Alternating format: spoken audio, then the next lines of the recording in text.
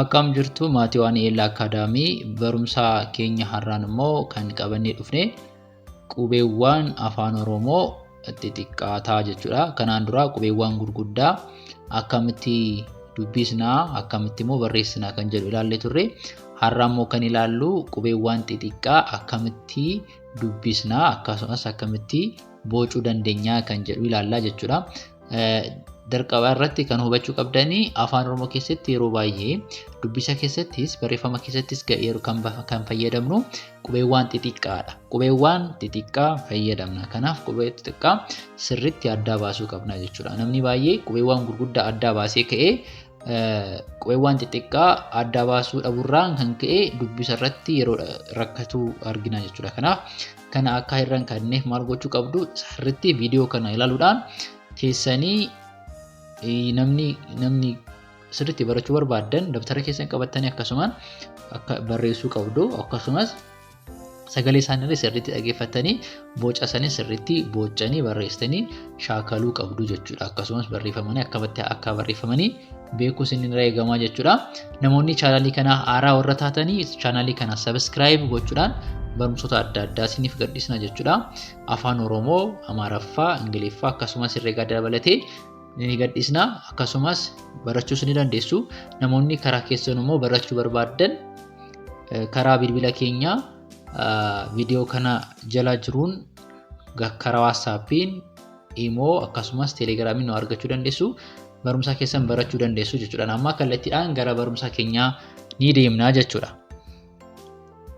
Akkuma argitanii qubeewwan xiqqaa har'aatti yeroo jalqabaa dubbisaa achi booddee immoo yeroo boocnu akkamitti boocuu qabna kan jedhu ilaaluu qabna jechuudha. Kanaaf maal jalqabaa? Qubeen afaan Oromoo maalirraa jalqabaa? A irraa jalqabaa jechuudha. A, Ba, Ca, Da. Irraa deebina. A, Ba, Ca, Da. Kanaaf sagalee isaanii kana yoo fakkaate yeroo boocnu akkamitti boocuu qabna. Kanaaf kompiitaraan kan hubachuu qabdanii kompiitaraan yeroo boocamu qubee tokko tokkoo fi yeroo qubeedhaan yookiin immoo qalamaan yeroo barreessinu garaagarummaa qaba. Kanaas isaa sirriitti adda baasuu qabna. Fakkeenyaaf haala kanaan barreessuu danda'ama garuu yeroo baay'ee kan barame kan salphaa ta'es isaas ni agarsiisa jechuudha. A akkasitti gootanii yoo akkas gootanii siin salphata jechuudha. Ba masmara akkas gootanii si Ca Da immoo Ba fakkaatee garuu isheen kun gara maalitti galagalti? Gara mirgaatti galagalti jechuudha. A, Ba, Ca, Da jenna jechuudha. Itti aanee kan jiru maali? Een akkuma argitanii Fa, Ga, Ha. Kanaaf asii yeroo boocnu akkamitti yeroo barreessitanii akka barreessitu akka asirraa kaatanii akkas gootanii asii dhuftanii Fa moo akkasitti. Gaa inni kun yeroo baay'ee nama rakkisa. Kanaaf haala salphaan kan barreessuu qabdanii akkamii akkuma lakkoofsa 9 fakkaatee garuu maal gootu? Akkas gootanii gaa bareedaa. Gaa akkas gootanii bareedaadha. Ni salphata. Asii Ha,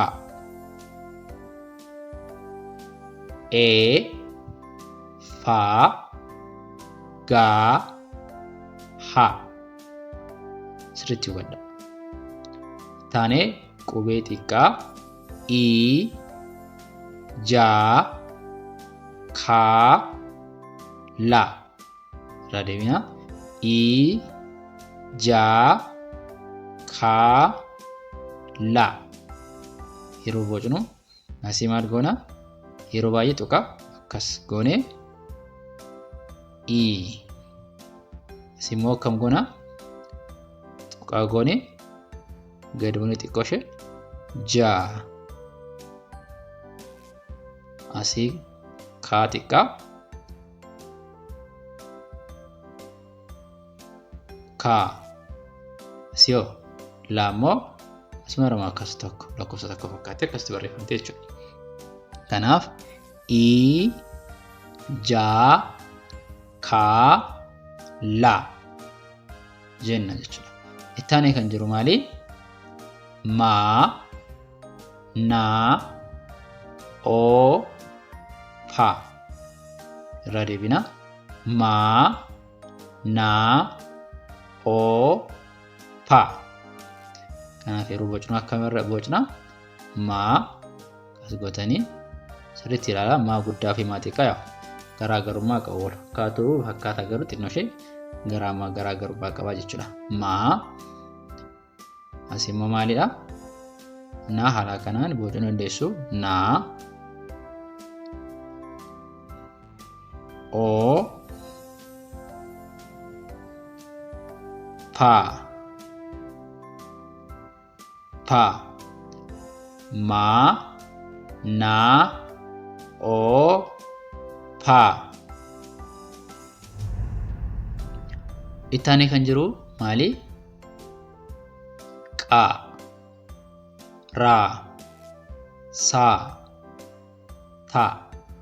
Irraa deebina. Qa ra sa ta wajjin bocna. Kanaaf qaa kompiitaraan yeroo baay'ee akkasitti barreeffama garuu kan qalamaan harkaan yeroo barreessinu akkamitti barame? Akkas gootanii giinguma akka kana gootanii akka kanatti itti akkas gootanii kan baay'ee baramedha jechuudha. Qaa ra sa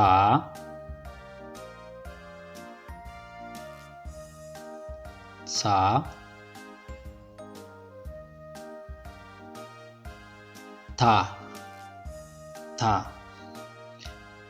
Qa ra sa ta. Taanee kan jiru maali? Uudha. U va wa ta. Irra deebina. U va wa ta. Kanaaf yeroo jennu akkamitti bocuu dandeenya? Akkanatti bocuu dandeenya jechuudha.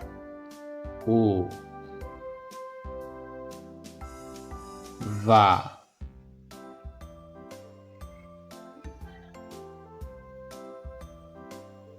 wa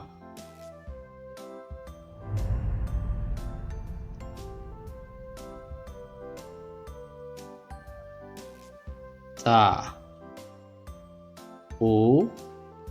Va wa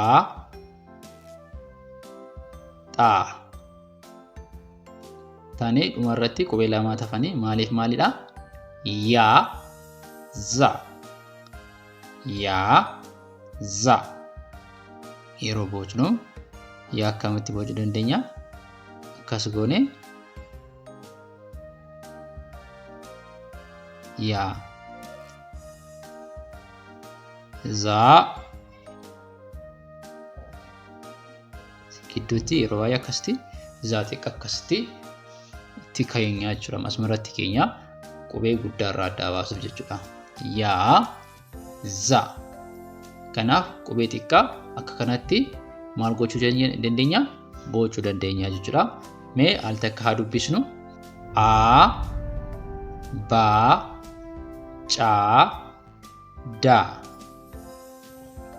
E fa ga ha.